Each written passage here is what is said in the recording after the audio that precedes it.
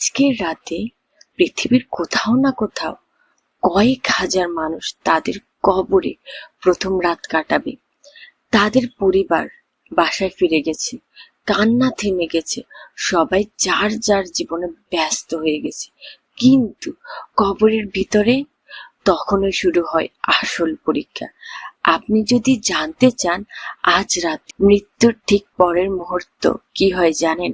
মৃত্যুর পর মানুষকে দাফন করা হয়, জানাজা শেষ হয়, মাটি চাপা পড়ে, সবাই চলে যায়। হাদিসে এসেছে মৃতের কানে তখনও মানুষের জুতার শব্দ শোনা যায় যারা কবর দিয়ে ফিরে যাচ্ছে। সহিহ বুখারী। ঠিক তখনই দুইজন ফেরেশতা আসেন, মুনকার ও নাকির।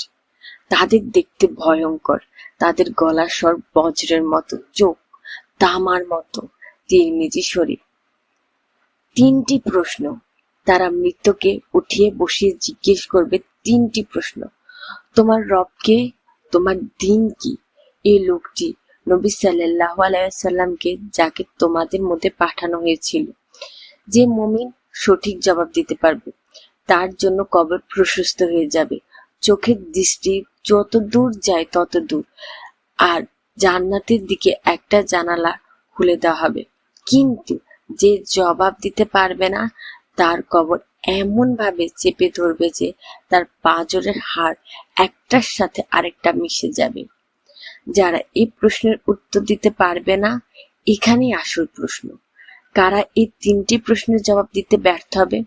হাদিসে বলা হয়েছে মুনাফিক আর সন্দেহপ্রবণ ব্যক্তি বলবে, হায়, আমি জানি না, মানুষকে যা বলতে শুনেছি আমিও তাই বলেছি। সহিহ বুখারী ও সহিহ মুসলিম।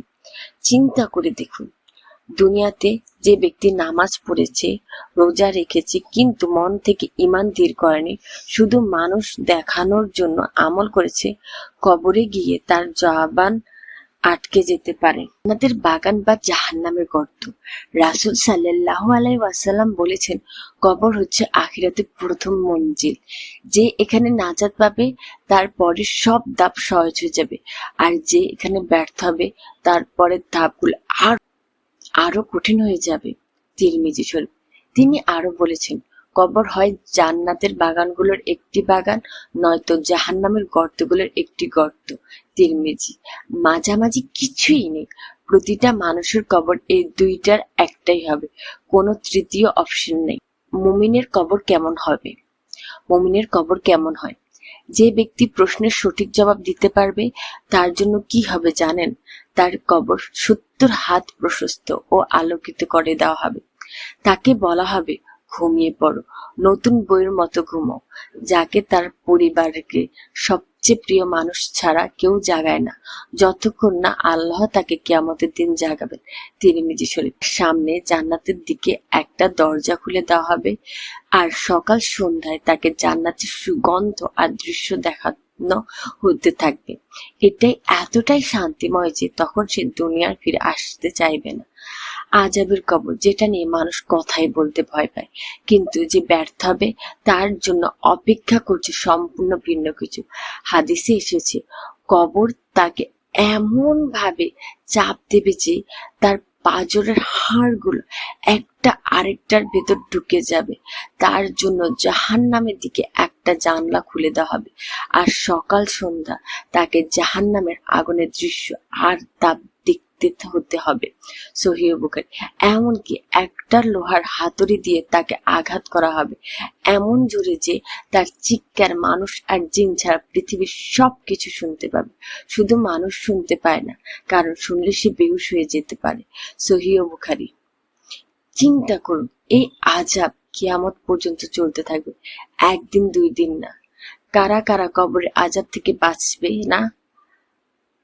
রাসূল সাল্লাল্লাহু আলাইহি ওয়াসাল্লাম একবার দুইটা কবরের পাশ দিয়ে যাচ্ছিলেন।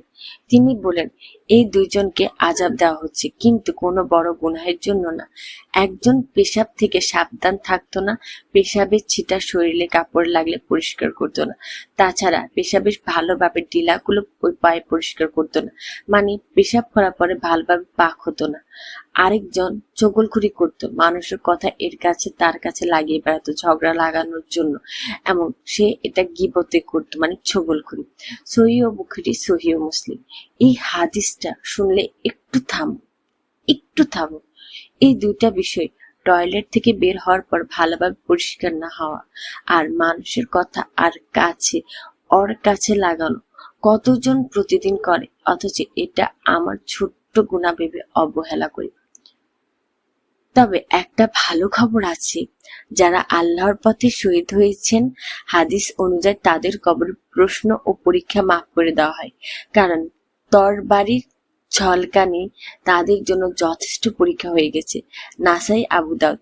এছাড়াও যারা জুমার দিন বা রাতে মারা যান, তাদের জন্য কবরের আযাব থেকে হেফাজতের বিশেষ ফজিলত কথা এসেছে। হাদিস তিরমিজি। একটা সত্য ঘটনা যেটা সাহাবীদেরকেও কাঁদিয়েছিল। সহিহ বুখারীতে এসেছে, রাসূল সাল্লাল্লাহু আলাইহি ওয়াসাল্লাম একবার কবরস্থানের পাশ দিয়ে যাওয়ার সময় দুইটা তরতাজা কবর দেখে একটা ভেজা খেজুর গাছের ডাল ভেঙে দুই ভাগ করে দুই কবর পুঁতে দিলেন। সাহাবীরা জিজ্ঞেস করলেন, কেন করলেন এটা? তিনি বললেন, হয়তো ডালটা শুকিয়ে না যাওয়া পর্যন্ত আযাব কিছুটা হালকা হবে। এই একটা ঘটনা থেকে বোঝা যায় কবরে আযাব কতটা বাস্তব আর ভয়ঙ্কর যে রাসূল সাল্লাল্লাহু আলাইহি ওয়াসাল্লাম নিজে এসে এভাবে সাহায্য করার চেষ্টা করেছেন। আর ভাবুন, যাদের জন্য কেউ দোয়া করার নেই, কেউ সাদকা করেন না, তাদের অবস্থা কেমন হবে? কবরে আযাব থেকে বাঁচার আমল, নবীজির শেখানো দোয়া। রাসূল সাল্লাল্লাহু আলাইহি ওয়াসাল্লাম প্রতি নামাজ শেষে বৈঠকে এই দোয়া পড়তেন, আল্লাহুম্মা ইন্নী আউযু বিকা মিন আযাবিল জাহান্নাম ওয়া আউযু বিকা মিন আযাবিল কবর ওয়া মিন ফিতনাতিল মাহইয়া ওয়াল মামাত ওয়া মিন শাররি ফিতনাতিল মাসিহিদ দাজ্জাল। সহিহ মুসলিম। হে আল্লাহ, আমি আপনার কাছে আশ্রয় চাই কবরের আযাব থেকে, জাহান্নামের আযাব থেকে, জীবন ও মৃত্যুর ফিতনা থেকে, আর দাজ্জালের ফিতনার অনিষ্ট থেকে। এই দোয়াটা এতটাই গুরুত্বপূর্ণ ছিল যে রাসূল সাল্লাল্লাহু আলাইহি ওয়াসাল্লাম এটা প্রতি নামাজে পড়তেন, বাদ দিতেন না। সূরা মুলক কবরের আযাব থেকে বাঁচার ঢাল। হাদিসে এসেছে, সূরা মুলক প্রতি রাতে তিলাওয়াত করলে এটা কবরের আযাব থেকে হেফাজত করে। তিরমিজি। এই সূরাটাকে বলা হয়েছে মুনজিয়া, অর্থাৎ যা মুক্তি দেয়। একজন সাহাবী প্রতি রাতে এটা পড়তেন, আর রাসূল সাল্লাল্লাহু আলাইহি ওয়াসাল্লাম সেটা শুনে বললেন, এটা একটা সূরা যা তার পাঠকারীকে কবরের আযাব থেকে বাঁচাবে। সুবহানাল্লাহ। তাহলে প্রশ্ন হলো, কিভাবে নিশ্চিত হবেন যে কবরের প্রশ্নে আপনি সফল হবেন? প্রতিদিনের নামাজে মনোযোগ ঠিক রাখা, শুধু শারীরিকভাবে নয়, মন থেকে। প্রতিদিন অন্তত একবার নিজের ঈমান নিয়ে চিন্তা করা, আমি আসলে বিশ্বাস করি নাকি শুধু অভ্যাসগত আমল করছি। কারণ ঈমান নিয়ে পরীক্ষা করলে আপনি বুঝতে পারবেন আপনার ঈমানটা কতটাই খাঁটি। আর তাছাড়া শুতে যাওয়ার আগে যদি আপনি পুরো দিনের চিন্তা করেন, তাহলেই বুঝতে পারবেন আপনি কতটুকু কাজ আল্লাহ রাব্বুল আলামিনের সন্তুষ্টির জন্য করেছেন আর কতটুকু অভ্যাসগত করেছেন। রাসূল সাল্লাল্লাহু আলাইহি ওয়াসাল্লাম প্রতি ভালোবাসা ও তার সুন্নাহ জানার চেষ্টা করেন। প্রতি রাতে ঘুমানোর আগে সূরা মুলক পড়ার অবশ্যই অভ্যাস করুন। প্রতি নামাজের শেষে উপরের দোয়াটা পড়া। পেশাব ও পায়খানার পর ভালোভাবে পবিত্রতা অর্জন করা, এটাকে হালকাভাবে না নেওয়া। গীবত, চগলখড়ি থেকে সতর্কতার সাথে দূরে থাকা, এটা ছোট গুনাহ না। নিয়মিত কবরে জিয়ারত করা, এতে নিজের মৃত্যুর কথা মনে পড়ে এবং আমল বাড়ে। আর প্রথম অক্ষর হচ্ছে ইকরা, তার মানে পড়ো। আল্লাহ রাব্বুল আলামিন আমাদেরকে কখনো কোনো মৌলবী, কখনো মুহাদ্দিসের কাছে যেতে বলেন। আল্লাহ রাব্বুল আলামিন আমাদেরকে প্রথম নির্দেশ দিয়েছে, কোরআন শরীফ পড়ো। যদি আপনি আল্লাহর সম্পর্কে নাই জানেন, তাহলে কিভাবে আপনার ঈমান বাড়বে? আর যদি ঈমান বাড়াতে চান এবং আল্লাহর প্রতি খাঁটি বিশ্বাস ও তওবা করে ফিরে আসতে চান, তাহলে জানতে হবে যে আল্লাহ রাব্বুল আলামিন আমাদেরকে কোরআন শরীফে কি বলেছে, ওনার বাণী কি, উনি আমাদেরকে কি নির্দেশন দিয়েছে, কি শেখাতে চেয়েছে। কিন্তু আমরা কোরআন শরীফে আরবি পড়ি, আমরা বাংলা বুঝি না, যার কারণে আমাদের সাথে কোরআন শরীফের সাথে কোনো অ্যাটাচমেন্ট নেই। কারণ অ্যাটাচমেন্ট তখন তৈরি হয় যখন এটা ইমোশনালি কানেক্ট হয়। শুধুমাত্র আমরা আরবি পড়ার কারণে এবং বাংলায় আল্লাহ রাব্বুল আলামিন আমাদেরকে কি নির্দেশন দিয়েছে এটা না জানার কারণে আমরা সঠিকভাবে ইসলাম পালন করতে পারছি না। আমরা সবার কাছ থেকে কিছু না কিছু শুনি, হয়তো আপনি কিছু না কিছু ভাবে জ্ঞান অর্জন করার চেষ্টা করুন, আপনি নিয়মিত কোরআন শরীফের অর্থগুলা পড়ার চেষ্টা করুন। তাছাড়া আপনি নবীজি সাল্লাল্লাহু আলাইহি সাল্লামকে ভালোবাসতে হলে তার হাদিসগুলো সম্পর্কে জানতে হবে, এটা আপনার উপর অবশ্যক। আপনি যদি হাদিসে যদি না জানেন তাহলে কিভাবে আপনি নবীজি সাল্লাল্লাহু আলাইহি সাল্লামকে ভালোবাসবেন? আমরা যদি কাউকে ভালোবাসতে চাই তাহলে সর্বপ্রথম তার রূপের আগে আমরা তার গুণকে বিবেচনা করি। সে যদি একজন ভালো চরিত্রের লোক যদি না হয়, সে যদি মন্দ গালাগালি করে, মারপিট করে, অশ্লীল আচরণ করে, এমনকি ছ্যাঁচড়ামি করে, তাহলে তো আমরা ওই ব্যক্তিকে কখনোই পছন্দ করব না, চাই সে কতটাই সুন্দর হোক। কিন্তু এমন কেউ যার মধ্যে কোনো রূপ নেই কিন্তু তার আচার ব্যবহার এতটাই সুন্দর যে আমরা মুগ্ধ হই, তখনই আমরা তার প্রতি ভালোবাসায় মুগ্ধ হই। যদি আমরা নবীজি সাল্লাল্লাহু আলাইহি সাল্লামের নকশা কদমে চলতে চাই এবং একই সাথে ওনাকে ভালোবাসতে চাই, তাহলে আমাদেরকে হাদিসগুলো সম্পর্কে জ্ঞান অর্জন করতে হবে। এবার শুনুন, জ্ঞান কিভাবে অর্জন করবেন? জ্ঞান অর্জন করা অনেকগুলো উপায় আছে। আল্লাহ রাব্বুল আলামিন বলেছে যে যদি তুমি জ্ঞান অর্জন করতে চাও তাহলে এমন কাউকে গিয়ে জিজ্ঞেস করো যে তোমার থেকে বেশি জ্ঞানী, আর না হলে নিজে পড়ো, যদি না পড়তে পারো তাহলে শ্রবণ করো, মানে শোনো। এভাবে কয়েকটি প্রকার আছে। আপনি যদি অক্ষর জ্ঞানহীন হন তাহলে আপনি এমন ওয়াজ নসিহত শুনতে পারেন যেটা অথেন্টিক হাদিস দ্বারা নির্মিত, আর যা থেকে আপনি আল্লাহ রাব্বুল আলামিন সম্পর্কে ধারণা লাভ করবেন। আর যদি আপনি অক্ষর জ্ঞান হন তাহলে নিচে থেকে পড়তে পারেন। আর যদি কোনো বিষয়ে কোনো সমস্যা থাকে তাহলে এমন কোনো জ্ঞানী ব্যক্তিকে জিজ্ঞেস করুন যার প্রতি আপনার বিশ্বাস আছে যে উনি অনেক কিছুই জানেন। তাহলে এভাবে আপনি জ্ঞান অর্জন করবেন।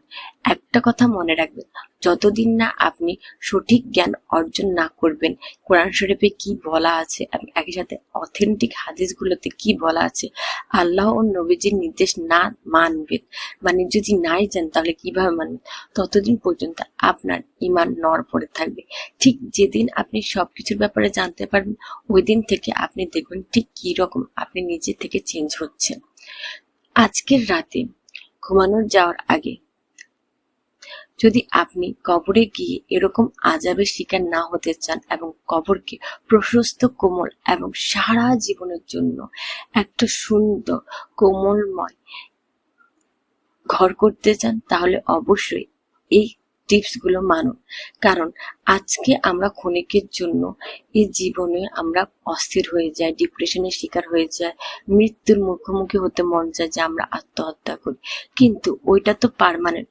ওইখানে না আমাদের মন মতো কিছু হবে, না কিছু আমরা করতে পারবো। ওইখানে শুধুমাত্র আল্লাহর নির্দেশন মতো আমাদের সাথে যা ইচ্ছা তাই হবে। তখন আমরা ওইখান থেকে বের হওয়ার বা নাজাত পাওয়ার কোনো কিছু পাবো না। একটা কথা মনে রাখবেন, যতদিন পর্যন্ত আপনার নিঃশ্বাস আছে আর যতদিন তওবার দরজা কবুল আছে ততদিনে আপনার তওবা কবুল হবে।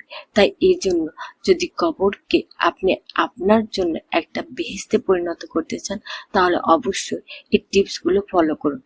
আজকের রাতে ঘুমাতে যাওয়ার আগে একবার নিজেকে জিজ্ঞেস করুন, আমি যদি আজই কবরে চলে যাই আমি কি এই 3টি প্রশ্নের জবাব দিতে পারবো?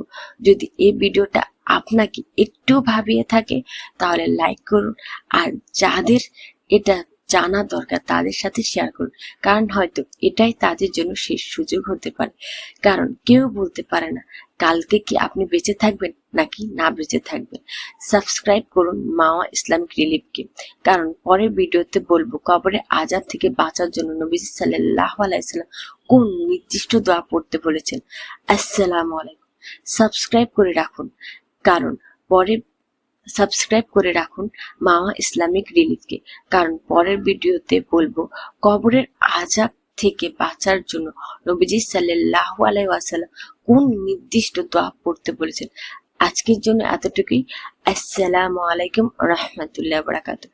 আশা করি ভালো থাকবেন, সুস্থ থাকবেন, আর দয়া করে